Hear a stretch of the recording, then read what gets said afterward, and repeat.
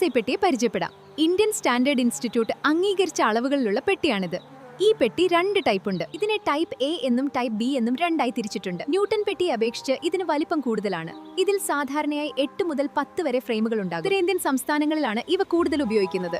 Type A പെട്ടികൾ ചെറുതും type B പെട്ടികൾ വലുതുമാണ്. ദക്ഷിണേന്ത്യയിൽ സാധാരണയായി ടൈപ്പ് എ ആണ് ഉപയോഗിക്കാറുള്ളത്. കൂട്ടരെ, നിങ്ങൾ കേരളത്തിലാണ് കൃഷി തുടങ്ങുന്നതെങ്കിൽ ന്യൂട്ടൺ പെട്ടിയാണ് നല്ലത്. കാരണം ഞങ്ങൾക്ക് ചെറിയ വീടുകളിൽ താപനില ക്രമീകരിക്കാനാണ് കൂടുതൽ ഇഷ്ടം. തേനീച്ചക്കൂട്ടം ചെറുതാണെങ്കിൽ അവർക്ക് ഈ ചെറിയ വീട് പെട്ടെന്ന് വൃത്തിയാക്കാനും കാവൽ നിൽക്കാനും എളുപ്പമായിരിക്കും.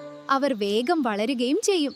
ക്ഷാമകാലത്ത് മെയ് മുതൽ ഓഗസ്റ്റ് വരെ തേനീച്ചകളെ എങ്ങനെ പരിരക്ഷിക്കണം എന്നതിനെക്കുറിച്ച് ഞാൻ വളരെ വ്യക്തമായി പറഞ്ഞുതരാം. കുറെ പെൺതേനീച്ചയും, അതായത് വർക്കർ പീസും, കുറച്ച് മടിയനും ഒരു റാണിയും ചേരുന്നതാണ് എന്റെ ഒരു കുടുംബം. ഇവരെക്കുറിച്ച് നമുക്ക് പിന്നീട് വിശദമായി പഠിക്കാം. കൂട്ടുകാരെ, ഇപ്പൊ പുറത്ത് നല്ല മഴയാണ്.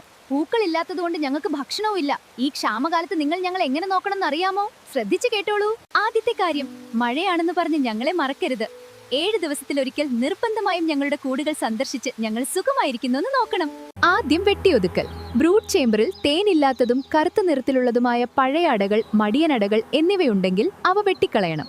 ബ്രൂഡ് ചേംബറിലെ 6 അടകളിൽ നിന്നും തേനും പൂമ്പൊടിയും നല്ല മുട്ടയുള്ളതും നോക്കി 3 മുതൽ 4 അടകൾ വരെ നിലനിർത്തണം. തേനീച്ചകളുടെ അനുപാതത്തിനനുസരിച്ച് വേണം നിലനിർത്താൻ. അതായത് നിലനിർത്തിയ അടകളിൽ പൊതിഞ്ഞിരിക്കാനുള്ള തേനീച്ചകളും കൂട്ടിലുണ്ടായിരിക്കണം. എന്നാലേ അടകളെ സംരക്ഷിക്കാനും മുട്ടകൾക്ക് ചൂട് നൽകാനും സാധിക്കുകയുള്ളൂ. നിലനിർത്തിയ അടകൾ പെട്ടിയുടെ ഇടതുവശത്തുനിന്ന് വേണം ഇട്ടു തുടങ്ങാൻ. മോശമായ അടകൾ ഇടതുവശം ചേർന്നും നല്ല അടകൾ അതിനടുത്ത് ബി സ്പേസ് വിട്ട് വലതുവശത്തേക്ക് നിരത്തിവെക്കുക. നിങ്ങൾ 3 അട അല്ലെങ്കിൽ 4 അടകൾ നിരത്തി വെച്ചതിന് ശേഷം ബാക്കിയുള്ള കാലി റീപ്പറുകൾ കൂടി ഇട്ടു തരണം. അപ്പോൾ നമ്മൾ വളരുന്നതിനനുസരിച്ച് അടകൾ ഉണ്ടാക്കി വലിയ കൂടായി മാറും. തേനെടുത്തു കഴിഞ്ഞ സൂപ്പർ ചേംബറിലെ അടകൾ എടുത്തു മാറ്റണം. എന്നിട്ട് അവിടെ ഞങ്ങൾക്ക് ഭക്ഷണം തരാനുള്ള ഒരു ഫീഡിംഗ് പാത്രം വെക്കണം. ഫീഡിംഗ് പാത്രത്തിൽ പഞ്ചസാര ലായനി തരുമ്പോൾ ഞങ്ങൾ അതിൽ മുങ്ങിപ്പോകാതിരിക്കാൻ കുറച്ച് ഉണങ്ങിയ ഇലകളോ ചുള്ളിക്കമ്പുകളോ പാത്രത്തിൽ ഇട്ടു തരണം. അതാകുമ്പോൾ അതിലിരുന്ന് ഞങ്ങൾക്ക് ഭക്ഷണം കഴിക്കാം. 7 ദിവസം കൂടുമ്പോൾ ഞങ്ങൾക്ക് ഭക്ഷണം നൽകണം. കടന്നലുകളോ മറ്റു ശത്രുക്കളോ ഞങ്ങളെ ഉപദ്രവിക്കുന്നില്ലെന്ന് ഉറപ്പുവരുത്തുകയും വേണം. പിന്നെ ഏറ്റവും പ്രധാനപ്പെട്ടത്, മഴ നനഞ്ഞാൽ ഞങ്ങൾക്ക് അസുഖം വരും. അതുകൊണ്ട് കൂടിന് മുകളിൽ നല്ല കട്ടിയുള്ള പോളിത്തീൻ ഷീറ്റ് കൊണ്ട് കെട്ടിവെച്ച് ഞങ്ങളെ മഴയിൽ നിന്നും വെയിലിൽ നിന്നും സംരക്ഷിക്കണം. ഇത്രയും കാര്യങ്ങൾ ചെയ്താൽ ഞങ്ങൾ ഈ പട്ടിണിക്കാലം സുഖമായി അതിജീവിക്കും.